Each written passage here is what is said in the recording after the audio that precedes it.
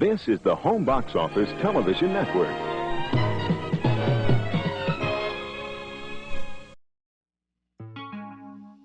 It feels like you can see anything on TV and streaming these days, from dragons to zombies to superheroes. You can view the distorted reality of reality television, where contestants are pushed to their emotional limits to entertain viewers who vote on their fates. Out of emotion. Try making that decision, Tara. Try going I up there. don't want to make that decision. Comes 1 week, doesn't get 1 date. Justin says if he's friends with Millie, he'll walk out the next week. Is that all right? Hey, don't fucking make it. What are you gonna do, you fucking? What are you gonna do, man? But if the mainstream media's idea of reality is plastic people and 24-hour coverage of drunken drama, then maybe it's time to drop out of the mainstream and tune into something more countercultural. And you won't find a network more countercultural than HBO.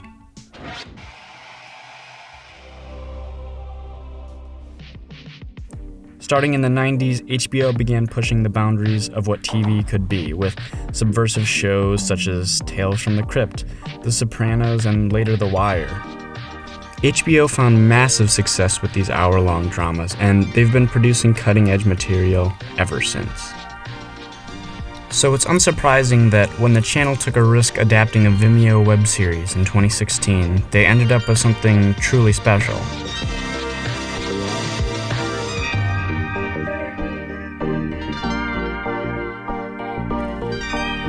In 2016, the first TV-length episode of High Maintenance debuted, about an easygoing New York weed courier.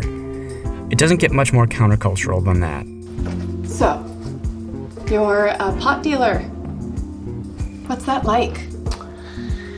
I just kind of bike around and people call me and then I bring them weed, pretty much. It's kind of all there is to it. From the first episode, High Maintenance confronts the disconnect between reality and reality TV.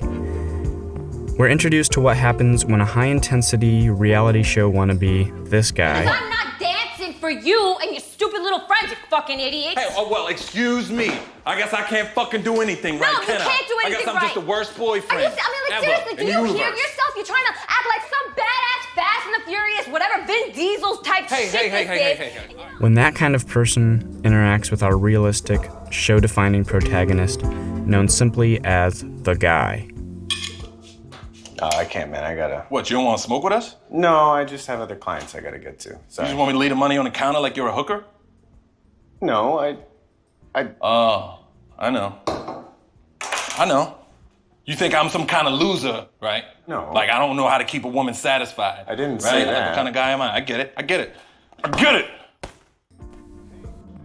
Now, I like to believe most people don't act like this, but I think many of us can relate to the guy in this situation, just being around someone who's trying too hard to emulate television or movies, this manufactured world behind the screen.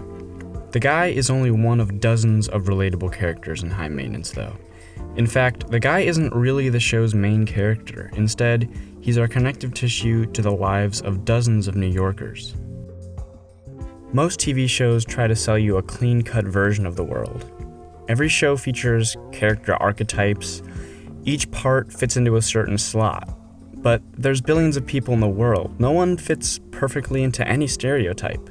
High Maintenance perfectly illustrates the concept of Sonder, the idea that every single person you pass, every set of lights on the highway, has a person behind it, with a life that's just as important and unique to them as yours is to you.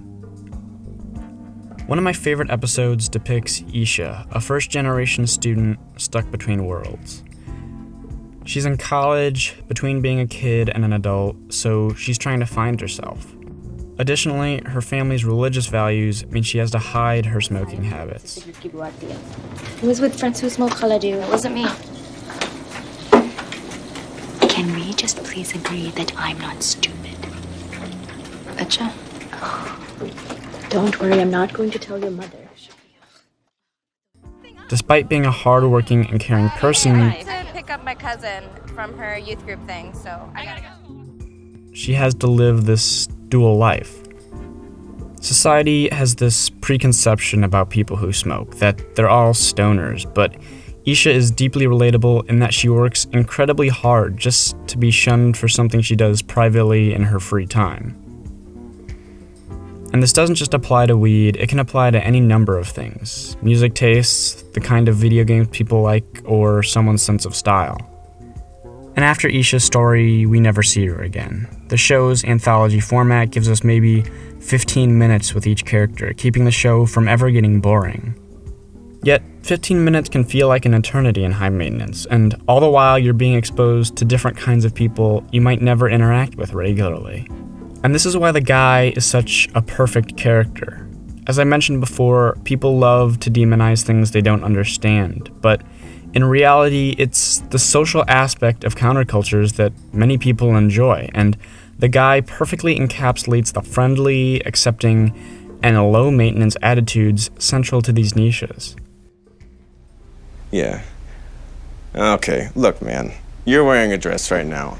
I can't pretend that you're not wearing a dress. You don't usually wear dresses. But you look good. Oh, thanks, man. Thank you. I appreciate it. So next time you want to judge someone for being weird or outside the norm, remember what the media presents as normal. And we're better than everybody, and we're hotter than everybody, and we're cleaner than everybody. Not me. And that's all I got to say.